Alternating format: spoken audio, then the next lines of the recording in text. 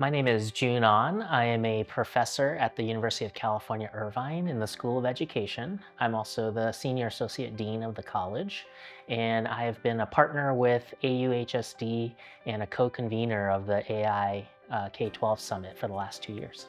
We're learning, at least in this summit, that the pace of change with AI is so fast. So one challenge is keeping up with the pace, but I think the more important challenge is navigating the tension between what we can do easily with AI. So as AI rapidly evolves, we can do more and more things easily versus what we should do in the classroom. And so really having a clear sense of what is a rich classroom experience is the most important kind of factor and the hardest thing to determine, because then it helps us separate out shallow uses of AI versus really deep uses of AI. The best examples I've seen are when students use AI to model something that they don't know before. So for example, students may be writing and they could use AI to see how the writing looks different using different voices or different perspectives. But then the student goes back and does it themselves.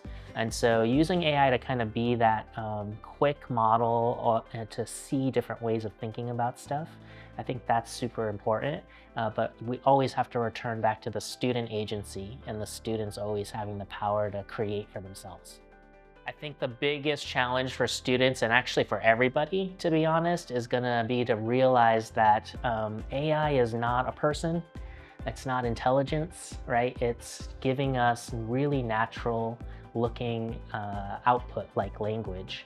And so the most important skill is going to be us realizing that things cannot be credible. I need to do the work to think critically about what I'm seeing. I think deep fakes and AI characters are going to be like the most immediate examples of us having to really develop this skill very fast. One big challenge that I hope that this summit and everybody learning together can achieve is that realizing AI is going to make so many things easier to do.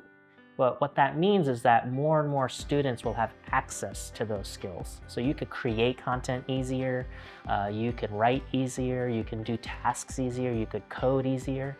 But the big challenge is going to be helping each other figure out what's the human element and helping students figure out what their voice and benefit is beyond the AI. So if AI just replaces everything that we do, it's going to put us at a big disadvantage. But the students who figure out my unique perspective, that's something that can't be replicated by technology.